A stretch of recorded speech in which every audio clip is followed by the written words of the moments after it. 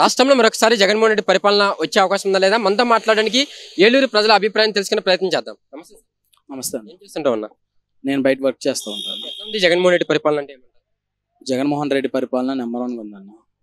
రాష్ట్రంలో దేశంలో ఏ రాజకీయ నాయకుడు చేయని పరిపాలన జగన్మోహన్ రెడ్డి చేస్తున్నాడు. ఏ సీఎం చేయని పరిపాలన జగన్మోహన్ రెడ్డి చేస్తున్నాడు.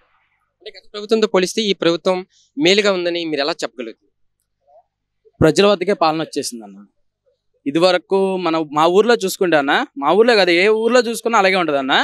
ఇది వరకు ఏదైనా పథకం కానీ ఏదైనా సమస్య కానీ ఏదైనా చెప్పుకోవాలంటే ఒక నాయకుడి దగ్గరికి వెళ్ళి కాళ్ళు పట్టుకునో తల పట్టుకునో చేతులు పట్టుకునో బతులను ఆడుకునే పరిస్థితులు ఉండేవి. ఇప్పుడు ఎప్పుడైతే సీఎం జగన్ అయిన తర్వాత జగనన్న సీఎం అయిన తర్వాత నుంచి నాయకులే ప్రజల దగ్గరికి వెళ్తున్నారన్న. నాయకులే ప్రజల దగ్గరికి వెళ్ళి అమ్మ ఏం కావాలి, ఏం కావాలి, మీకు సమస్య ఏమైనా ఉందా, నేను తీరుస్తా అన్నారు. అలాంటి పరిపాలన ప్రజల వద్దకే పరిపాలన వచ్చిందన్న జగన్మోహన్ రెడ్డి వల్ల. ఏ నియోజకవర్గం? మీ నియోజకవర్గం స్థానిక ఎమ్మెల్యే ఎవరు? ఆయన పనితీరు కానీ ఎట్లా ఉంది? ఎక్కడి నుంచి? మాది దెందులూరు నియోజకవర్గం అన్న. మా కొటారి అబ్బాయి చౌదరి గారు ఎమ్మెల్యే. బాగా చేస్తున్నారన్న. ప్రజల్లో తిరుగుతున్నారు, ప్రజల్లోనే చేస్తున్నారు.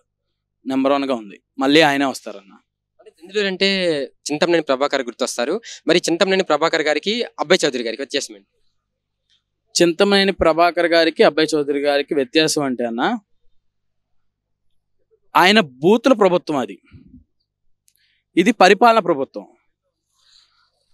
ఆయన గొడవల ప్రభుత్వం, ఇది నిజమైన ప్రభుత్వం, పరిపాలన సరిగ్గా జరిగే ప్రభుత్వం అన్న. అంతకుముందు ప్రభాకర్ అంటే గుర్తొచ్చేది దౌర్జన్యాలు, రాజకీయాలు, అవి కేసులు. ఇప్పుడు అబ్బాయి చౌదరి గారు అంటే గుర్తొచ్చేవి పథకాలు, అభివృద్ధి, ఇవి గుర్తొస్తాయన్న. దానికి దీనికి చాలా అంత ఉందన్న. చెప్పుకోవాలంటే చాలా ఉందన్న. దెందులూరు నాగట్ట ఖచ్చితంగా గెలిచేది నేనే, ఈసారి వైసీపీని చిత్తుగా ఓడిస్తానని కామెంట్స్ కూడా చేస్తున్నారు. పోయినసారే ఓడిచ్చారు కదన్న బాగా. పోయినసారి గట్టిగా పెట్టారుగా, ఈసారి కూడా అలాగే పెడతారు మళ్ళీ చింతమనేని గారికి. అనకూడదు కానీ ఎన్ని దౌర్జన్యాలు అన్నా అసలు ప్రజల్లాగా ఉండలేవలేదన్న ఎక్కడ అసలు. అది ఇప్పుడు ఈసారి కూడా ఏమి లేదన్న. ఆయన గెలవడమే చాలా కష్టం.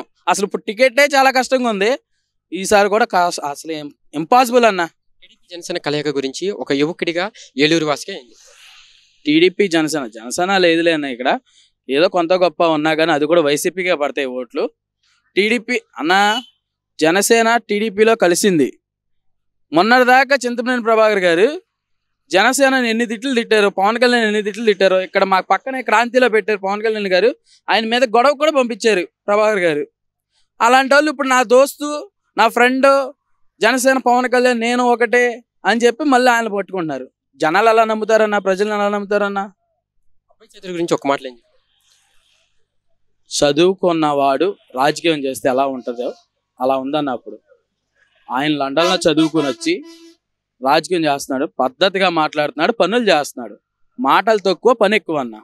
దెందులూరులో మరొకసారి ఖచ్చితంగా అబ్బాయి చౌదరి జెండా ఖచ్చితంగా అన్న. దెందులూరు గడ్డ అబ్బాయి చౌదరి అడ్డా అన్న.